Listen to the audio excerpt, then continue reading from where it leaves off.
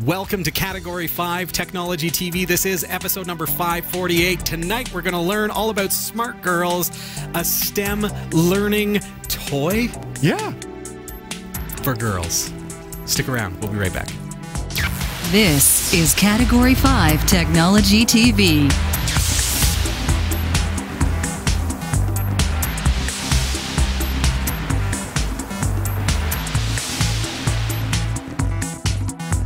Our live recordings are trusted only to solid-state drives by Kingston Technology. Revive your computer with improved performance and reliability over traditional hard drives with Kingston SSDs. Category 5 TV streams live with Telestream Wirecast and Nimble Streamer. Tune in every week on Roku, Kodi, Plex, and other HLS video players. For local showtimes, visit category5.tv. Category 5 TV is a member of the Tech Podcast Network. If it's tech, it's here. cat5.tv/TPN and the International Association of Internet Broadcasters at cat5.tv/IAIB. Welcome to the show, Jeff. Hey, you. I'm great, and you? I'm great. Also great. We have Sasha back. Sasha. Yay, a very tanned Sasha. Yeah. Making me look super pale. I don't know if you've noticed, we've had to turn up the brightness on the camera this week. It's making me look ghostly, but you look almost normal, but very tanned. Right. Yeah. So, yes. I had tell the story. What'd you do? How'd you... 7 days of pure sunshine. It was Bliss. incredible. It was blissful. Puerto Plata, Dominican Republic, Puerto Plata. Beautiful. Casa Marina was the resort. I'm just giving a shout out because they were amazing. Kind of jealous. Only thing I will say, the mayhem was only as we were leaving it started to rain, and the whole 7 days worth of sunshine got paid back by one big old flooded runway. But that's the way it so goes. we were, yeah. Murphy's Law, yeah. But good problem to have. I mean, after the sun went down on our last day, that's when it rained. Yes. Perfect. Perfect. Well, it's nice to have you back. And we've got a great show planned for you tonight. Exciting show. First of all, I want to remind everybody that we have Cat 5 TV shirts available for you, and it's as simple as that, cat5.tv/shirts. You're making me nervous, Jim. I know. You're making me nervous. Playing with his dolls at the beginning of the show. Just trying to give her some screen Right time. on the edge of the table there. I know. Nice. This is how it's going to go, folks. It's just going to jet right off of the table. How do we get these shirts, Robbie? cat5.tv/shirts. Thanks to everybody who has ordered one so far. Now, the fundraiser has been going very well, so I think Teespring's going to allow us to renew it, which is good because usually they cap it off at so many days, and if you meet your goal, great. If you don't, they just... cancel Thanks for your time. Yeah. So thank you to everybody who has supported that campaign. The proceeds from that are going to help the show. Our expenses have been astronomically high. Yes. And we are volunteers here. We appreciate your support on Patreon. We appreciate your support by shopping through our partner links on our website, category5.tv. Click on Support Us, support the show, and you'll find different ways that you can support us. But yeah, I mentioned... our bills have been really high. We've been doing a lot of really cool stuff. Yes. And part of that has to do with the fact that we're on LTE internet here at the studio. So our bill last month was about 4 times the price that we normally have month to month. So that was a bit shocking. Yeah. Yeah. Wow. So we're looking for various options and things, but there's fiber internet comes here to the studio now. They finally got it. I mean, it's at the road. We can get fiber to the node, but it's extremely expensive. So, but still, ironically, cheaper than last month. So maybe the best choice. Yeah. All that to say, thank you so much for your support. As a viewer-supported show, as a viewer-supported network, we can't do this without your support. So purchasing those shirts, going through our website to get to Amazon or eBay, any of our other partners, that's great ways to support us. Supporting us on Patreon is another great way. And you are making the show possible. So thank you very much. Yes, absolutely. Thank you. We also still have Dead Effect 2 VR to give away. So the contest is ongoing. You can email your name or alias, where you're watching from, how you're watching. That's Really? right. The number one, Bald Nerd. Google that. I don't think that you can enter to win. Oh, Robbie. okay. All right. But we do have a winner this week. Nice. Who is it? Chris Pritchard from Whitney, Oxfordshire, UK. Chris. Nice. from Oxfordshire. All right. Nice to have you here. and- Congratulations. Oh, did I say it wrong? It's so crazy that I don't- would say a UK Don't town really- name wrong. Yeah. Would Sasha ever do such a Whenever thing? I butcher a name. But thank you for being named Chris Pritchard. Yes. Because that is really hard to mess up. That is, but if anyone were to, it would be me. But I did not this time. Okay, so Chris says, I watch Category5.tv on YouTube on my iMac. Sometimes I use Google Cast to stream the program to my TV. There you go. Well Nice. done. There's all kinds of ways you can watch the show. Congratulations on winning, Chris. We're going to send you the code for Steam to be able to download and install Dead Effect 2 VR. Get your virtual reality headset ready. Yeah. Are you ready to jump right into it? Now, I am. I see Yeah. this young lady here that's Yes. having a good old time on the desk. Her name is Jen. Hi, Jen. She doesn't speak, but she is a robot of sorts. Yes. But there's a neat twist to this particular robot, which is called Smart Girls. And that twist is that it is meant to introduce young ladies to STEM education. Okay, now STEM, in case you've not heard of it, is an It's a hot word, right? It So is, but tell us. but it's an acronym. So I first came across STEM 2 years ago, and Okay. I'm like, what is STEM? So it is science, technology, engineering, mathematics. Okay. So these are the 4 categories, and the purpose is to get people involved in those. And so you want to While they're young, in particular. That's right. Absolutely. Yes, absolutely. And so if you can get into those 4 main areas, the sky is the limit for where you can go in this world. And especially in a technology-based world, you know, the T of STEM is quite important. I love STEM education in that I watched as a young person, like when I was just a little guy, I was coding on a VIC-20. I was writing my own basic programs. I was getting into peripherals. My first XT computer, I had it torn apart and I was installing AdLib sound cards and I was upgrading it and changing peripherals and all this kind of stuff. But then we went through, in the education sector, we went through this whole, now computers exist. You don't need to learn how to build computers. We'll just show you how to operate the software. Right. Well, now, 20 years later, that education is obsolete. If you learned based on that education model, you probably feel like you know nothing at this point. Yeah, you missed out. You missed out because that software is obsolete. So is the education that you had. So STEM education, on the other hand, brings back that passion for understanding the underlying code that makes things work, understanding the inner workings of robots and Yes. things like the Raspberry Pi, and building it yourself, getting your hands in there and being a part of the education process. I remember Very hands-on. in grade 5, we had DOS class. Oh, yeah? Yeah, so they actually spent an entire class teaching us MS-DOS. And I was like, what is this? I have no clue. But it was amazing. I absolutely loved it. And to this day, I realize how those, like a lot of the commands are fundamental to everything else that you code in. Yes.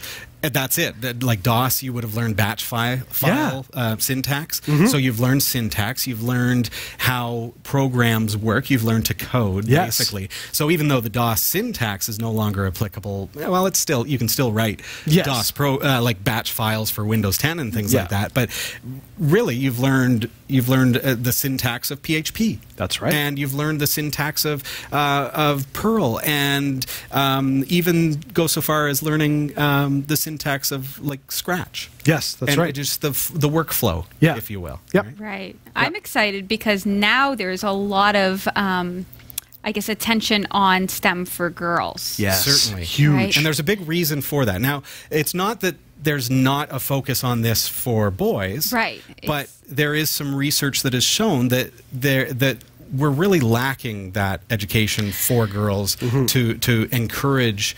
I guess the best way to say it would be confidence.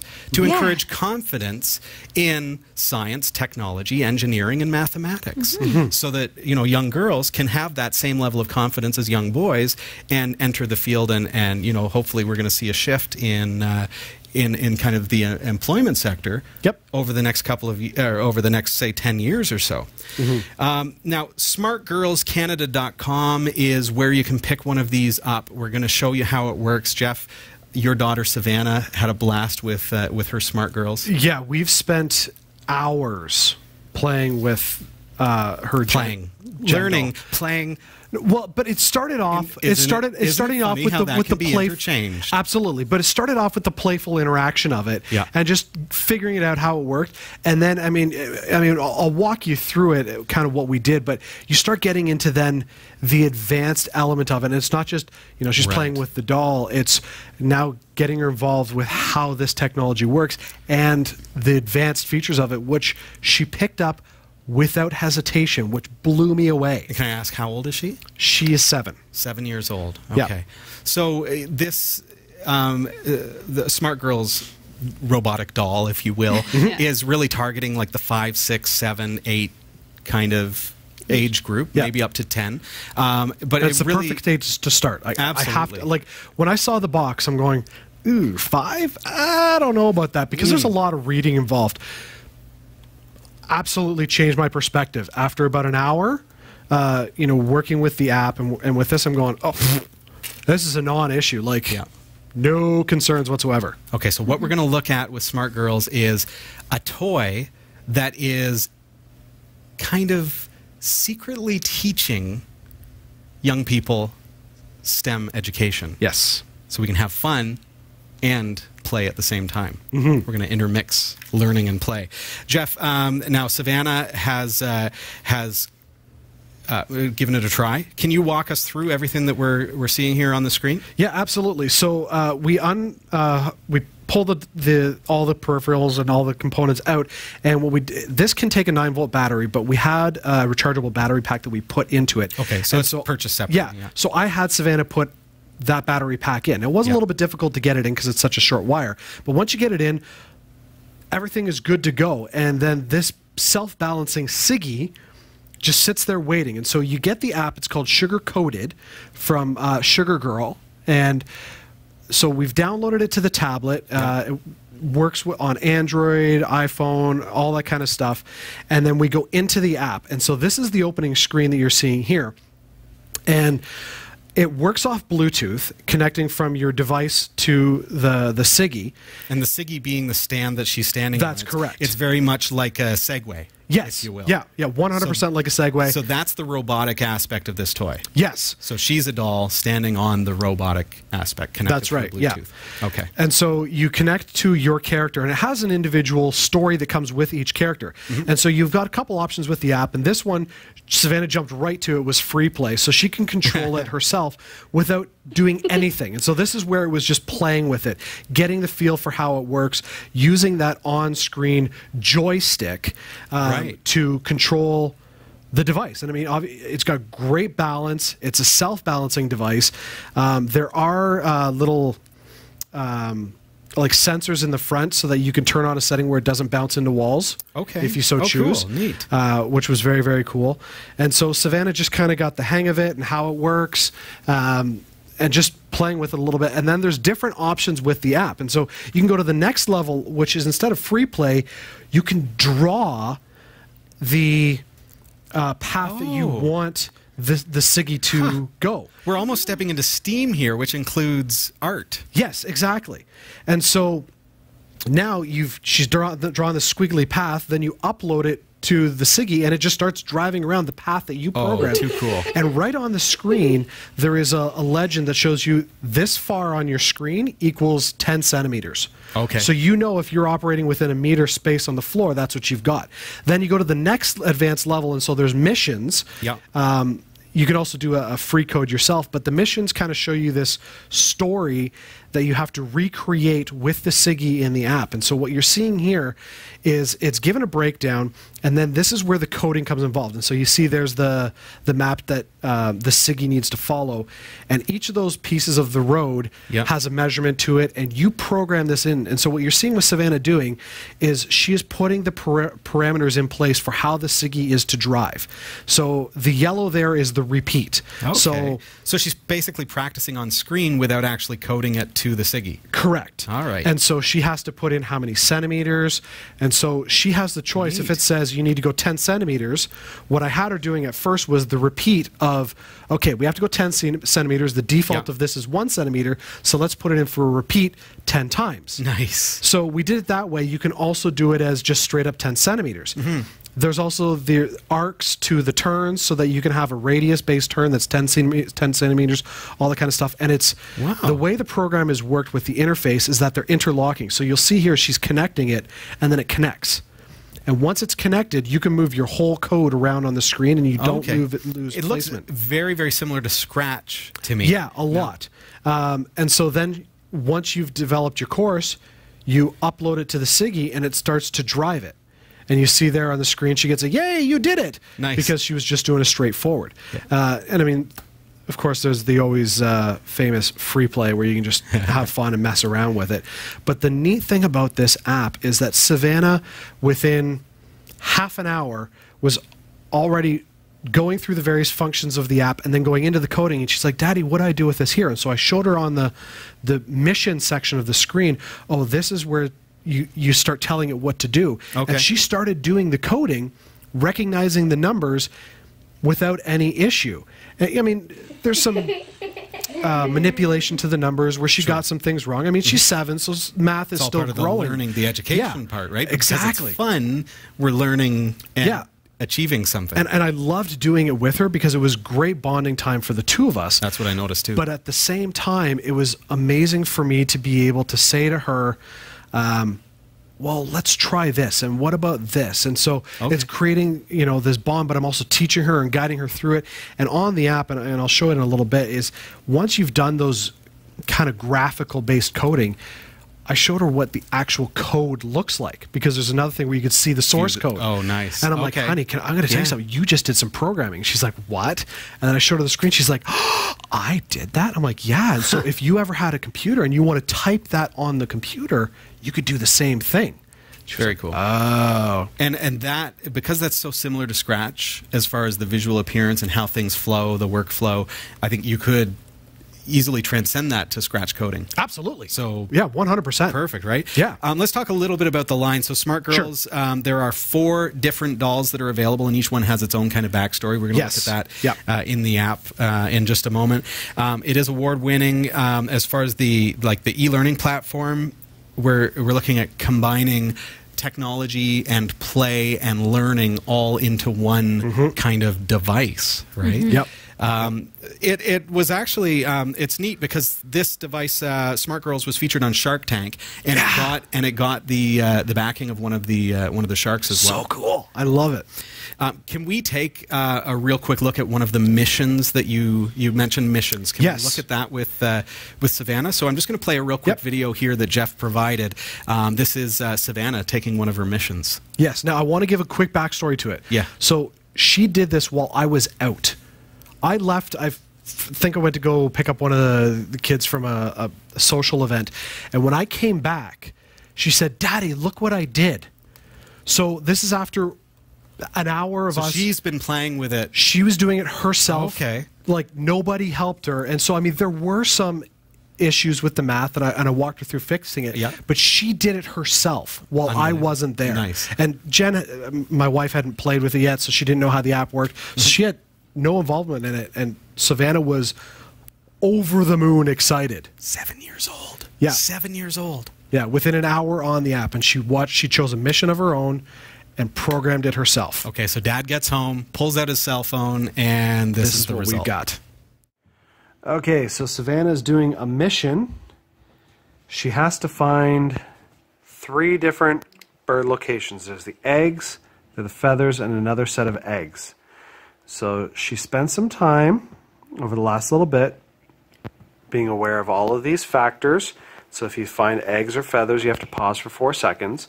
And so she has now built her code. So you'll see that we move forward 10 centimeters. Whoops.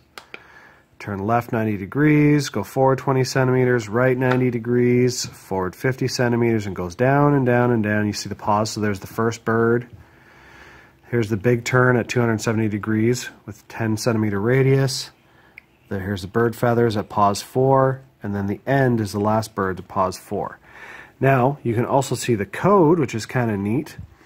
So from the coding standpoint, you see SIGI move 1, 10 centimeters, turn machine 90 degrees, 0 centimeters, and it continues to go on. And here's our 270 degree at 10 centimeter radius. All right, so now that we have done that, we know what the code looks like. We can show it on the screen if we want to see how it looks, but we've already tested that. So now we're going to drive it on the floor and see how it plays out. So now it's sending it. All right, let's go.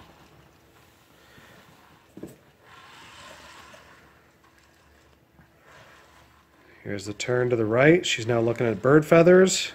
Pause for 4 seconds. Then she'll turn around 180. Go forward into the big 270 degree 10 centimeter radius loop. A right turn. In to find the feathers at the right. Oh, Savannah, I think we've done it. Pause for 4. She'll turn around 180. Forward, turn to the right. Final bird, eggs. And then a celebratory spin after a 4-second pause. Woohoo! Savannah, good job. That is so cool. Oh, Let's talk a little bit about, we mentioned at the beginning of the segment that there is a gap between men and women, or boys and girls. Yep. And there was recently a survey that was published by Actua. Could we look at just a couple of the key points of what came of that study? Absolutely, we can. So it says 50% of boys surveyed are very or extremely interested in careers involving coding or programming, and only 27% of girls have the same level of interest. So half of the number of girls versus well, it's the 1 in number of 4. boys. 1 in 4 girls. Yeah. So That's keeping in crazy. mind that this is science, technology, engineering, and mathematics. So these are fields and knowledge bases, if you will. If we have that knowledge, then there, as Jeff mentioned, the sky's the limit. There are so many places that you can go with that knowledge. So we need to see that shift. Right. I mean, I know that when I was growing up, wasn't confident in any way. And I've been growing, I mean, very much. A huge shout out and a thank you to you, really, in particular, in the fact that it becomes something that feels like you can tackle it when it's explained to you, thoroughly. Right. But for the most of my life, it was so daunting. The idea of anything STEM, it was crazy. Now, girls were 14 percentage points more likely than boys to characterize coding as difficult, and that makes sense to me completely. Because even now, I know a little bit, but Right. I would say it's difficult. When I speak even to Dave, he would think, oh yeah, no, that's completely doable and palatable. but I think part of that, I think, is just the way that you've grown up. Being immersed in some sort of element of coding is not the norm in our society when it comes to women and girls. And so you grow up with a different skew to it than guys do. Like, I think of our boys at home, the idea of Minecraft coding. They love that idea of it. Right. Savannah doesn't care at all. Right. But, the Smart Girls app, suddenly the boys are going, whoa, why can't we do that? And they wanted nothing to do with Minecraft, and Savannah's like, hey guys, I'm coding. Yeah. And so it's putting a different spin on it and creating a contextual environment where you go, oh, I can get behind that. And it makes all the difference. Because Savannah has no interest in coding up until this, and now she's going, oh, coding can be this? Yeah. Coding can be fun? yeah, and she's so I mean it changed that perspective. So I mean I totally get it when you say 14% more likely to say that it's difficult. So it's like a paradigm shift. It's so it's not that girls are incapable by any stretch. No. It's that the exposure to it has been very gender biased. Right. So it hasn't seemed relevant to to girls. Yep. So now More stats from Actua?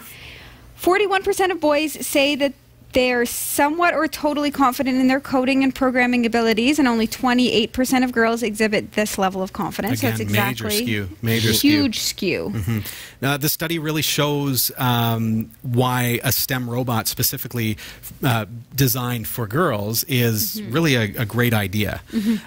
So if you'd like to see the study itself, so this is a third-party study from Actua. You're doing this? I'm doing that. He's playing around on the tablet. We've actually got a link to it. Go to cat5.tv/Actua, and you'll be able to look at that study for yourself. Now, Johanna Garcia is the founder of Canadian Classroom, and they partnered with Smart Girls to bring this product into Canada. Right, and so she actually tells us, and this is a quote, STEM jobs in Canada pay higher than other industries, yet women only represent 23% of the STEM workforce, which is astonishing. So this is great because now girls can you believe it starts here? Exactly. It starts as kids, right? And then all of a sudden the seed is planted, right? When I was a child, I wanted to be a nurse. Why was that? Well, I think probably because the things I played with, right? The things marketed to me made me want to take care, right? Say I had that doll. Yeah. Mm-hmm. Who's to say I wouldn't want to build robots, right? Sure. Yeah. Yep. Rocket ships. That's right. Anything at all.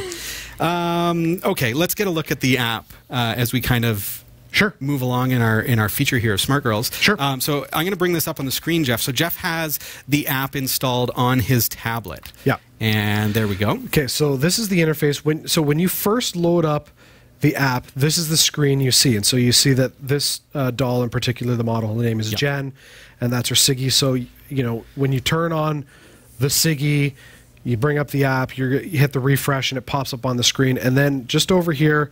on your right. Yeah, on the right in the top corner, you've got choose. I'm going to describe because you guys, you can't see what he's talking about.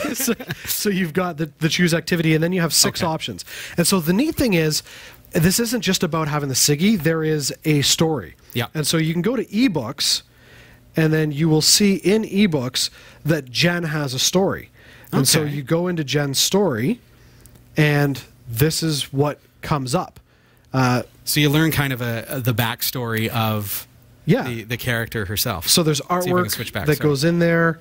You've got your various chapters, and so you can read about Jen, who she is, what she does. It's very, very neat.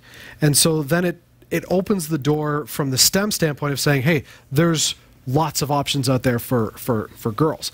And so, you know, we saw in the app that Savannah went into the free play. Free play, yeah. And so, let's look at the interface here. So sure. So you can kind of drag around and... Yeah, so with the free play, it's just a basic... so he's actually moving Jen right now. Yeah, so I'm going to switch. screen. I'm going to switch to your camera. So now that you've seen the screen, you can see what's actually happening. See, here. she's turning because if I want to, whoa, going a little bit too fast. You know, this sucker will move. You know, so on a small tabletop, I'm like, be very careful. But I mean, there's different options. So I mean, you've got forward, backwards buttons. You can put, you know, you've got this figure 8 here. All right, let's switch back here. Yeah. You know, switch back to your camera. Tablet. So you've got the figure 8 down here in the bottom left corner. Yeah. If you've got a wide enough area on your floor. Yeah, don't push that. That's correct. I'm not going to do that here. Don't push it while she's on the desk. But same deal. You've got the back and forth on the right. You've got the S shape, and so the Siggy will just continue to drive in an S shape. You can also create, like hit the record button and draw your own pattern and record it and save it and reload it. So you could make an obstacle course and make it go through the obstacle course and then record it and then play it back and do it again. That's correct. Neat. Yeah.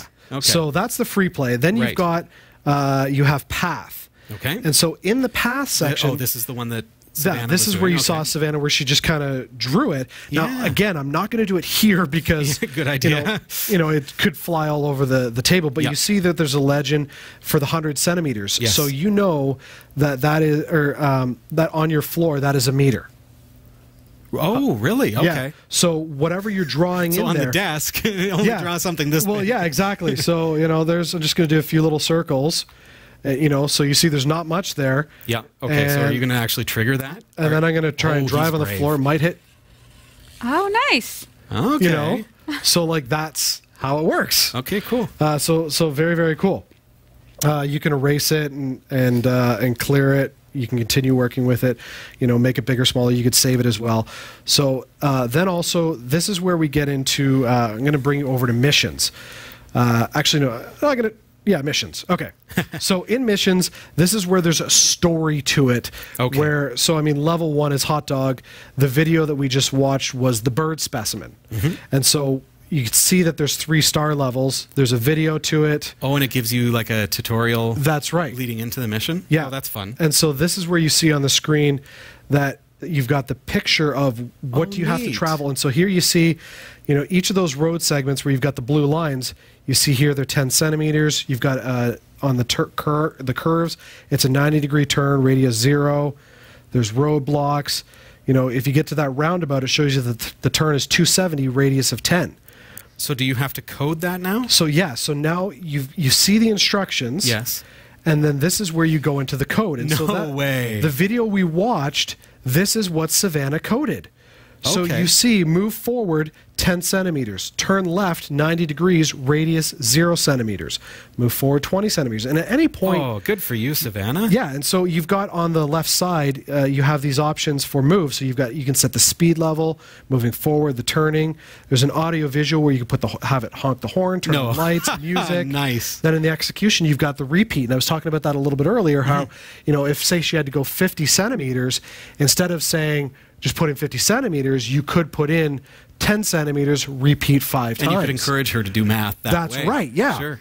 That's cool. And then you've got the pause that's in there as well. And if at any point you're uncertain, you hit this little question mark on the bottom, and you can go back to what it is that you're looking at. Yep. And so you want to follow that path to the first bird egg, go to the roundabout, to the second, the bird feathers, and then 3 is the bird egg, and then you complete the level. And if you complete it and do it properly, then you're going to be rewarded with a star, and then you go to the next level of that mission, and there's 3 levels for each one. Now, and this is what I was talking about a little bit earlier, where I said to Savannah, let me show you something. Up in the top right corner here, you've got show code.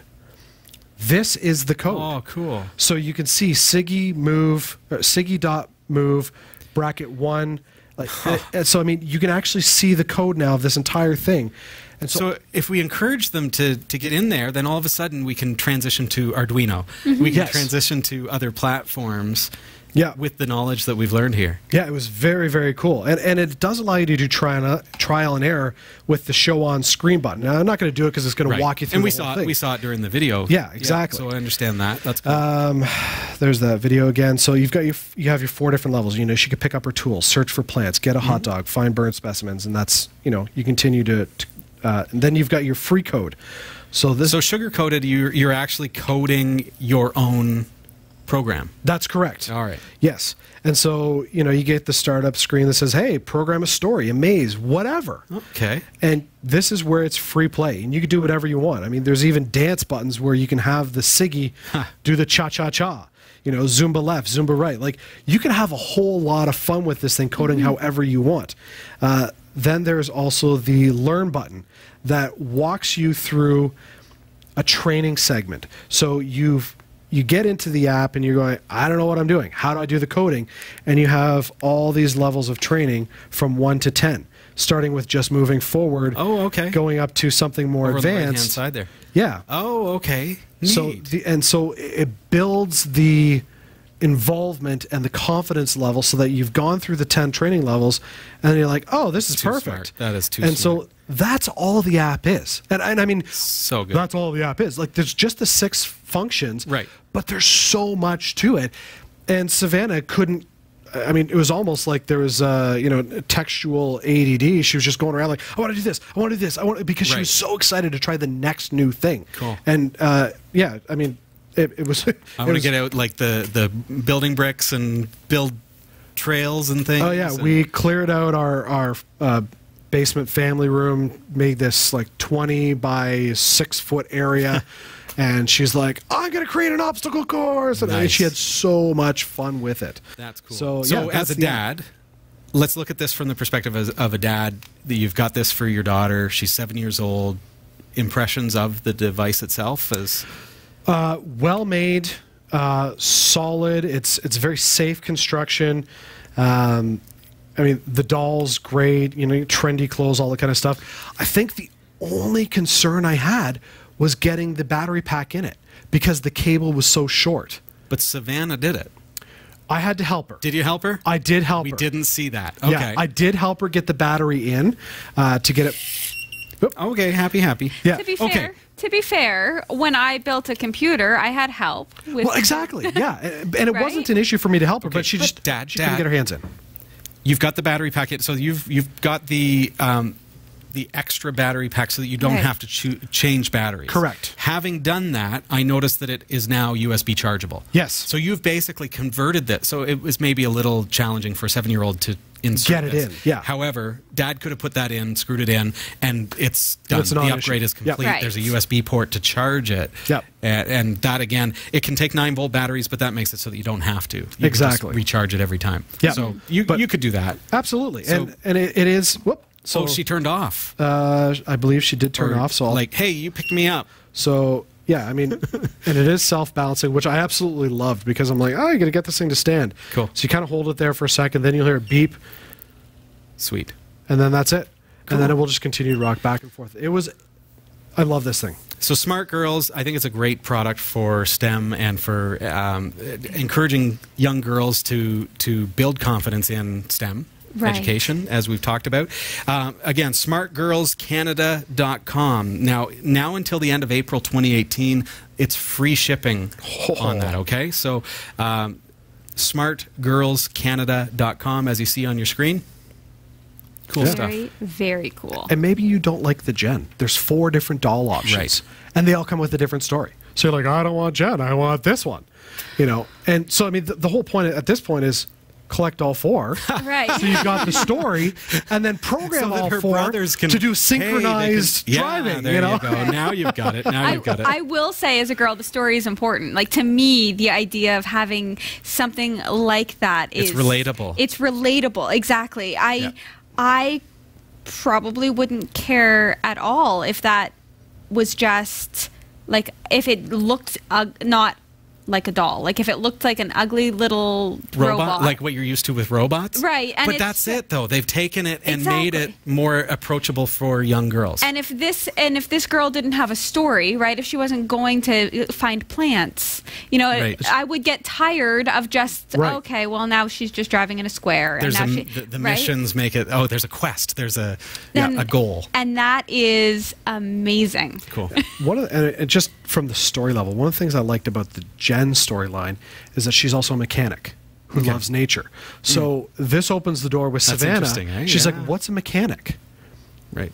Well, a mechanic works let on me show- cars, and she's like, "Well, what do they do?" I'm like, "Well, okay, well, tell you what, you can come with me next time I change my oil." Mm-hmm. And I'll show you how to change the oil. I'll show you how to change tires, and start with those basic things. And then it's, hey, let's clean out the camshaft.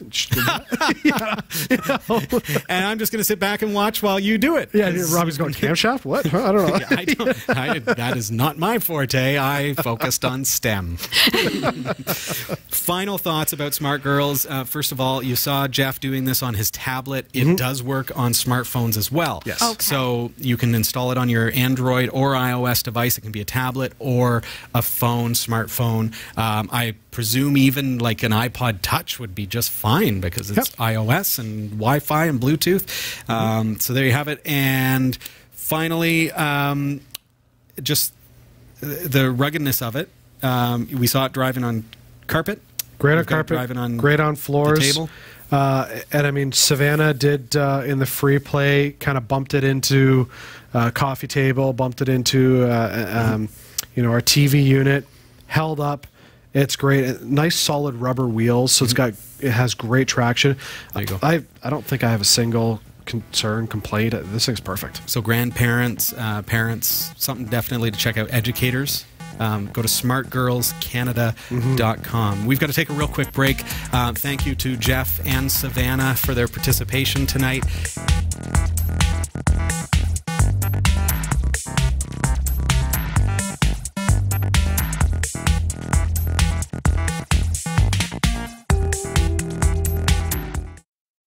For a limited time, get your hands on limited edition shirts from the Category 5 TV network.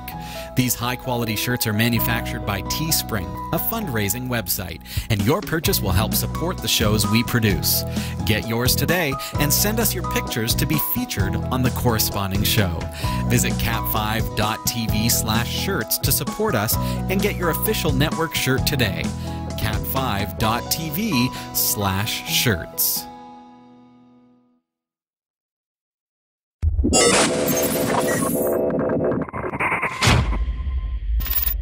Welcome back, everybody. This is Category 5 Technology TV. It's episode number 548. So nice to have you here, and such a pleasure to be able to look at such a cool device tonight. Oh, yeah. So I wanted to say hey to the chat room. I see a lot of folks there hanging out, chatting away. GWG, it's good to see you again. Marshman, always a pleasure. I see Skyrider64 as well. Hey, ya. Who else have we got? BP9, The Foo, Leechin X1, basically the crew's here. The whole crew. Yeah. Hey. Anyone, if I missed you, you got to say shouts out. Hey, Garby. Hey, buddy. Hope everybody's doing well. And if you'd like to join us in the chat room, you can get there on our website, category5.tv. But of course, it is Category 5 on Freenode, which is an IRC server. So if you're familiar with IRC, looking at, going back to my early days of computing, that was one of the ways that we communicated, and we still use it today. Hey, Solbu, nice to see you. All right. So, should we find out what's going on in the world of tech news? I guess it is time, folks. I know we've filled the hour already, which is amazing. And it's been a great hour. Shouts for out, me. everybody. Yeah, just kind of laid back and easy going. Nice. Now it's your turn. Now it's to take over the set. So, hey, Sasha, take her away. Yeah. Here are the stories we're covering this week in the Category 5.tv newsroom. Thanks to robots and automation in the U.S., Africa is at risk. U.S. cities are starting to crack down on commercial crypto mining due to the heavy load it puts on their power grid.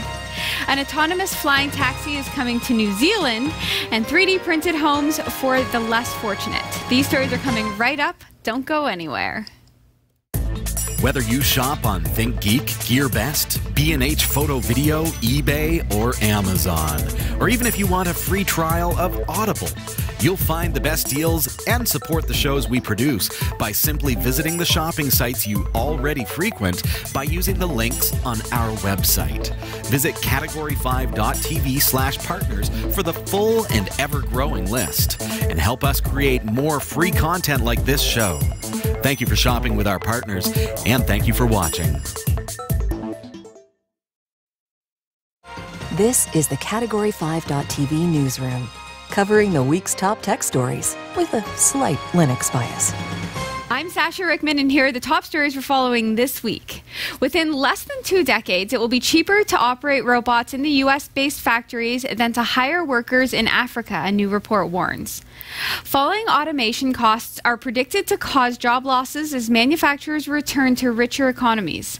Though some analysts say poorer countries could be less impacted by this trend, the Overseas Development Institute suggests otherwise. Its report, however, does add that African nations do have time to prepare for the change.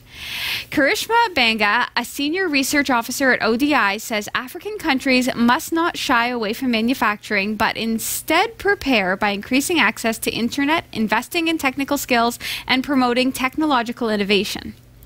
Dirk Wellem de Velde, director of the Supporting Economics Transformation Program at ODI, said in a statement, "Currently, the cost of operating robots in furniture manufacturing is still higher than labor, but this will not be the case within 15 years." Their report found that in the furniture manufacturing, the cost of operating robots and 3D printers in the U.S. will be cheaper than Kenyan wages by 2034. And in Ethiopia, ODI predicts that robotic automation will be cheaper than Ethiopian workers between 2038 and 2042. This gives the continent between 1 and 2 decades to build up its capabilities in sectors that are less at risk of automation, such as food and beverages, garments, metals, the report writes.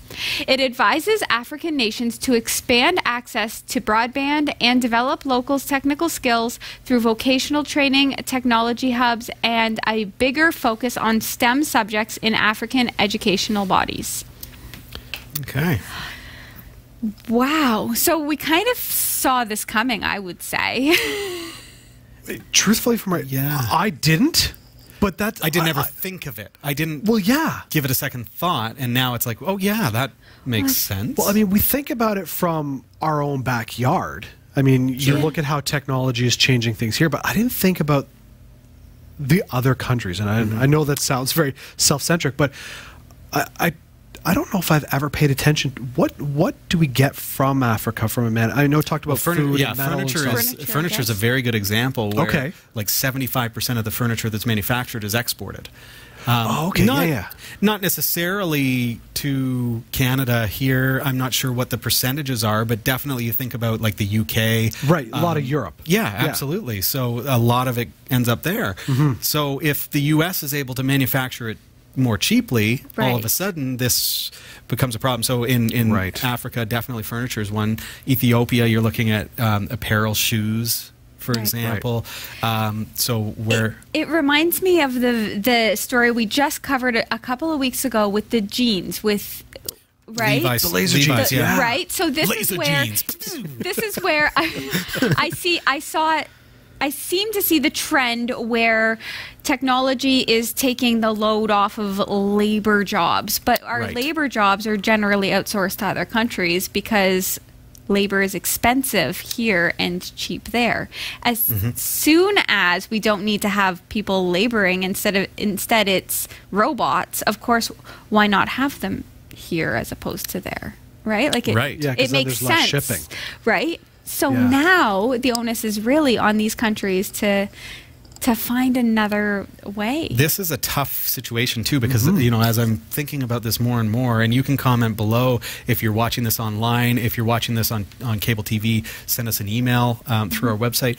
But would a fear not be that, okay, now if it becomes so cheap to manufacture it through robotics, through automation, and we think about slave labor, and we do care about the conditions in these factories in Ethiopia and in China, and what happens if now all of a sudden wages have to go down because costs have to go down? Or what if conditions, which are already poorly, have to become worse in order for these companies to compete? So there's a whole other aspect to this where, you know, maybe regulations, there's that word again. Why do I bring up regulations? But does America have to say, we need to care more about the world as a whole, be careful while we're approaching this, regulate the manufacturers and say, look, we need to make sure that if you're going to automate, that you need to follow these best practices in order to protect the families and the individuals who are currently manufacturing these in third world and poorly conditions. Wouldn't it be great if they could implement more STEM training for... Oh, absolutely. And that's what I liked about that story. It did say, you know, more STEM training in the education program. And I mean, I think it's great. I do. I mean... Well, that helps the next generation. Absolutely. But what does it do for the folks that right now, if they lose their jobs, have nothing?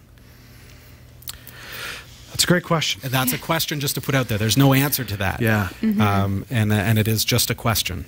And I don't know the answer. Nor do I. Time will tell. Yeah. That's right. U.S. cities are starting to crack down on commercial crypto mining due to the heavy load it puts on their power grid. A city in upstate New York has become the first in America to effectively ban any new commercial-grade cryptocurrency miners from powering up. Mayor Colin Redd and the City Council of Plattsburgh this month signed off on a measure to place an 18-month moratorium on any new industrial-scale crypto coin crafting operations within city limits. Alt-cash mining companies typically require a permit to operate within Plattsburgh. Now, no more applications will be approved for a full year and a half. Located on the banks of Lake Champlain, near the Canadian border, Plattsburgh has a population of 19,000 people and is a hot spot for boating and bass fishing. Its proximity to the lake also means that Plattsburgh is able to enjoy low-cost hydroelectric power, making it extremely attractive to large-scale crypto mining operations. As reg readers know, altcoin crafting rigs can be tremendous power hogs. So when those mining operations came to town, the normally cheap power became more expensive due to the soaring demand, and residents saw their electric bills climb by an average of $10 apiece in January alone. Just 2 of the registered miners accounted for around 10 to 15% of the city's entire power consumption. Now, to slow down the power slurp, Plattsburgh has decided to block any new operations until at least the fall of 2019. Existing crypto coin mining outfits will be allowed to stay for the time being. Those who violate the new law will be subject to fines of up to $1,000 per day. The city notes that during the moratorium, it will look into whether a long-term zoning and power law on crypto coin mining is needed. Meanwhile, New York State has ruled that high-density load customers, or crypto miners, if you read between the lines, face rising electricity bills due to the pressure they place on electric supply grids. This is interesting. Another thing, I didn't see that coming. Well, yeah, I mean, and because I'm just getting into mining cryptocurrency myself from, Right. you know, At home. with consumer grade, you know, products, I haven't seen the impact of a large scale Right. power drain at my house, so to speak. So Right. the idea that there's companies out there that are using such a high power demand that it's causing the citizens of the town to see an increase in the power bills kind of baffles me, because I know if my energy goes up at my house, I'm paying the bill. Yeah. So why aren't they just getting the bill themselves, and instead it's being distributed to everybody? Well, here's one consideration, is that it is hydroelectric, so it's water-powered electricity. So it's a finite resource. So would they not have to bring in more power to the grid if they've exceeded the surplus Right. and the flow of what the generators are capable of, right? So the costs go up. But then put that on the company. You read there To some degree, sure. Yeah, you read that the 2 companies were 10 to 15% of the power usage alone. So take the city's power bill and give them 10 to 15%. You know, and Yeah. I don't know that it's that easy.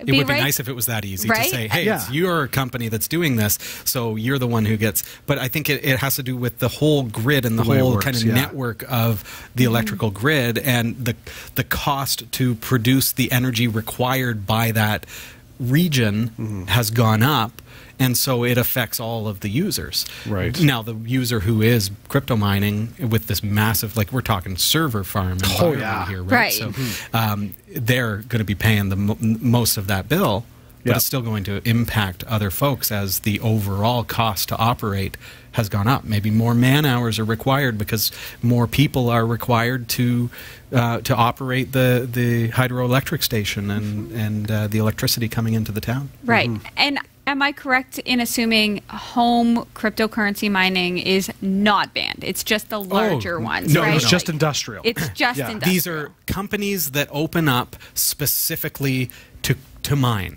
Yeah, And this that's is, not allowed. people are making money off of this because and this is why I can't mine Bitcoin. This is why you can't mine Bitcoin right, on your yeah. consumer gear, because these companies build a network in a rental unit or something, or a Right. lease a unit, and they draw on the electrical system, and they mine so Powerful much with so machines. much power that us little guys just can't. My can't Raspberry compete. Pi won't cut it. Right. No. Even my mining rig, which is sitting over there, and you can see all the video cards, and it's not going to cut it. This is a Right. conversation I would have never imagined that we would ever be having.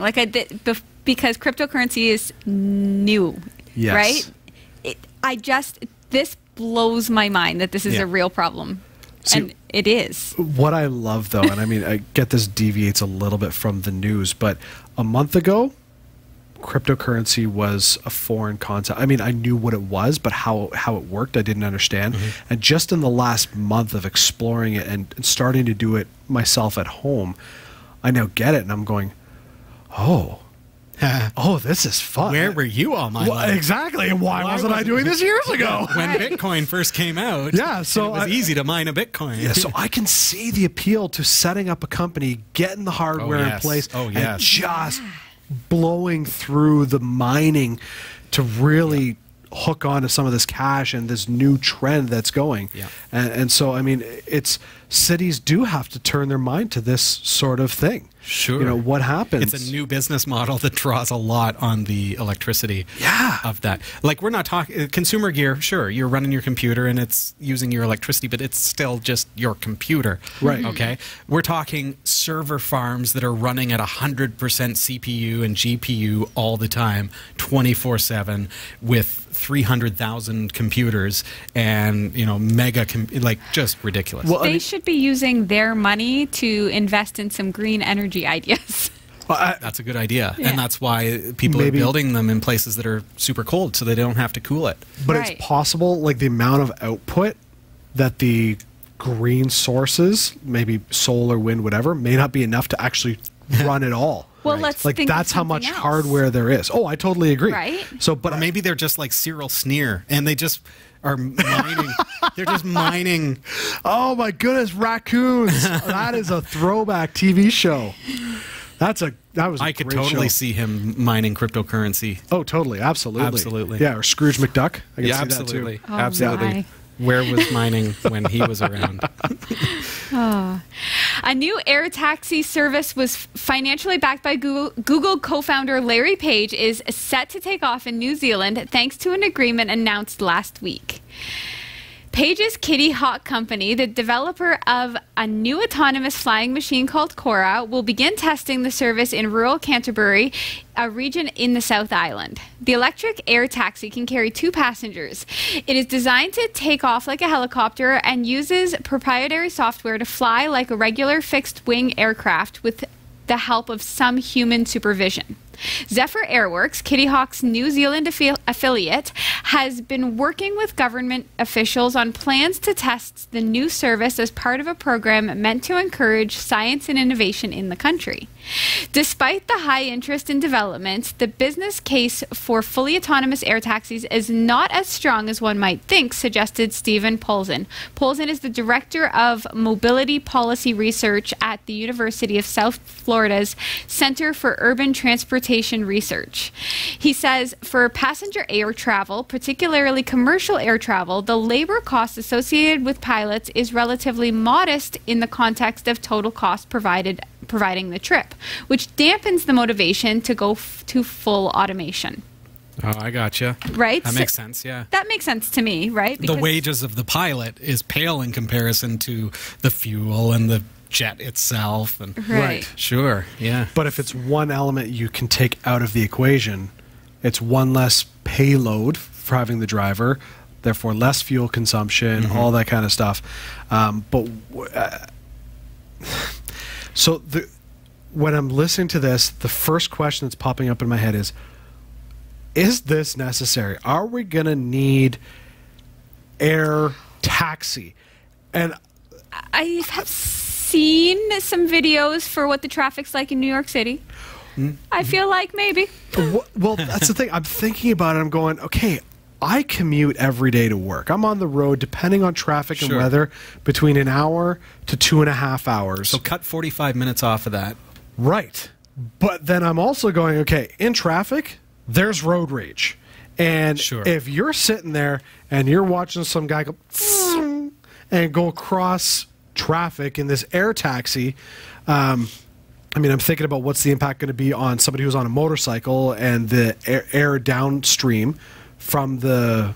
Well, I would theorize that it would be up a little higher than... So then we have the issue of air traffic control, because in at least the regulations... It's autonomous, Jeff. It'll move. But here's the thing. So for flights in, I think, just Ontario, I don't know about other areas, but we have a cap of 100 feet. You cannot fly a commercial aircraft less than 100 feet from any structure top. Okay. Oh, right. I'm picturing in my mind that this is just a taxi sort of thing where it's like in one city, like short distances. It's not a commute to Toronto, right? It's like to get across so like a busy city. Not Right? tabletop, but like rooftop to rooftop, maybe. Like, hey, I'm going from my, Right. condo I'm here Bruce to Wayne. Yeah, that's right. Yeah. Yeah, I'm picturing short distances. It's probably not going to be too much of an issue as far as air traffic control and things like that. Sure. And can I just say along that vein, Jeff believes they can build an autonomous robotic airborne taxi, but they can't figure out air traffic control. No, that's not what I said. I said there's a need for it. There's a need. I'm sure for they've it. worked that into the equation of the autonomous programming. Maybe They must. They must. But I'm with Sasha on this. I think it's probably like building to building across New York City. Yeah, I believe but still, so. you're gonna need something because I mean, Sure.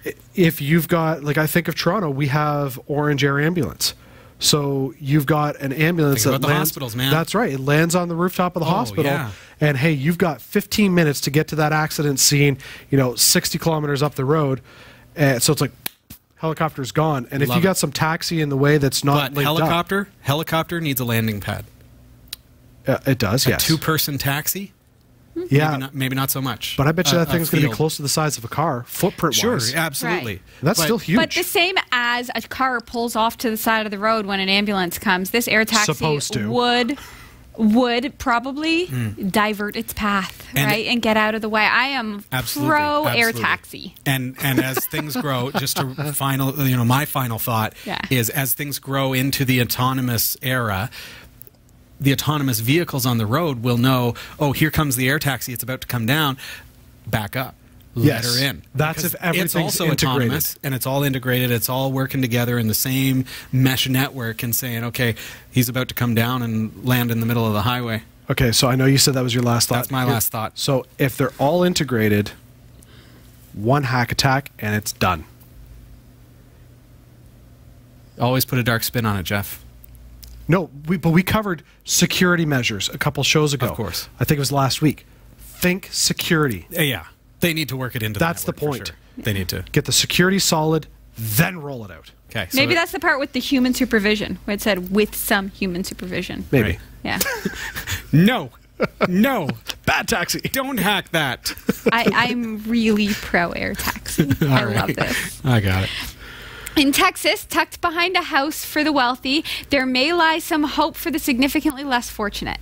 More than 1 billion people in the world go to sleep each night without reliable shelter. But a pair of companies working on solving that believes that their model of quickly 3D printing a one-story house could not only provide a roof over the head, but a genuinely great place to live. It's a proof of concept built by Icon, a construction firm, and New Story, a nonprofit that sets up housing in the developing world. The 380 square foot dwelling required about $10,000 or 7,000 pounds of concrete and took 48 hours. Eventually, the goal is to build a 650 square foot version and to bring down the cost significantly by using a mixture of economies of scale. Yes. Economies of scale, like buying concrete in bulk, and Right. improvements to the 3D printing machine. The goal build time is between 12 and 24 hours. Later this year, the project will head to El Salvador to build some test homes with the view to begin work on a community of 100 houses in 2019. If it does work, it would literally change how shelter is created, said Brett Hagler, chief executive and co-founder of New Story. It's irresponsible for us not to try it. Like small-scale 3D printing, the system works by slowly adding material layer by layer. In this case, that material is mortar, similar to concrete. The height and width of the house is constrained by the size of an enormous metal frame, which operates autonomously once given instructions.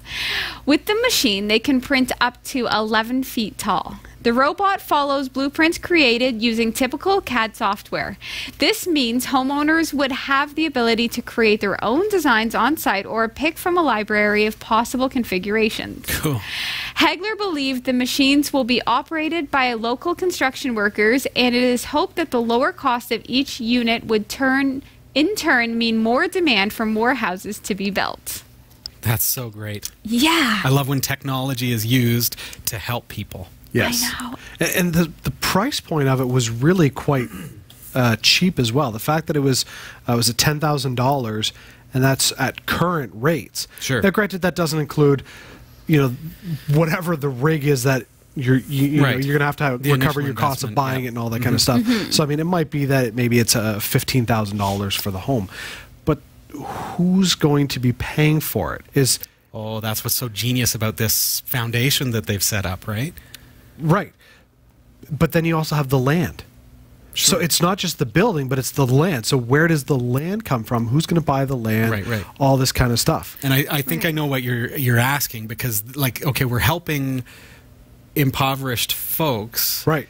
How will they pay for this? Right. That's what's smart about it, because what they've done is they've set it up so that, first of all, a lot of donations are going into this, okay? So Silicon Valley in particular is investing by donating in this organization. Okay. So then they're going in and building these houses using these 3D printers, and they're not giving them away. They're selling them to the individuals, but here's the catch. They're doing it at what would equate to about $30 a month in our dollars. Right. Wow. So they're giving them a mortgage that works out to be about $30 a month. They're doing it interest-free. Oh, cool. They're doing it with no profit. And then, to take it one step further, now to keep the momentum going, that $30, if you will, just to put a number out there that equates into Canadian terms, that money is now put into a trust. Oh, okay. So now they're building up this trust so that they can now build homes for other people, and then do it again and keep Right. paying it forward from these initial donations that have made it possible. Very cool. I love it. Yeah, and so now these folks who could never afford to mortgage a house are mortgaging a house, Right. and it's manageable. That's neat. I like that. I actually really love that they're small homes too. Sure, yeah. I do. I But like quaint and everything cute about it, and right? Because next gen, and Yeah. hey, let's take this to Mars, and like so much Yeah. potential. Well, I mean, when let's be clear. You look at the homes that we've got in developed countries, and I mean around here. I mean, I drive past $6 million homes that are 10,000 square feet, and I'm going, Why? yeah, like you've got a family of 4 living there. But when I've spent time in Guatemala and Mexico, Dominican, doing humanitarian work. In a lot of cases, their homes are 100, 200 square Right. feet, and there's like 6 of them. Yeah. Right. So to give them something that's, I think it was 400 or 600 square feet, they're going to have so much room for activities. Sure. It's going to be fun. I mean, truth be told, the bigger your house is, the more you feel like you need to fill it with stuff.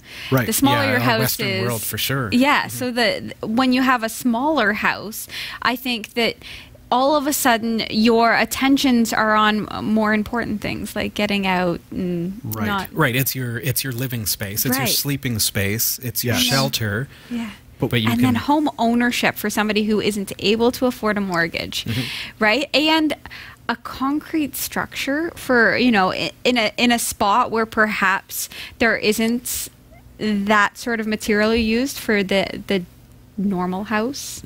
So, I mean, I was talking about the humanitarian work.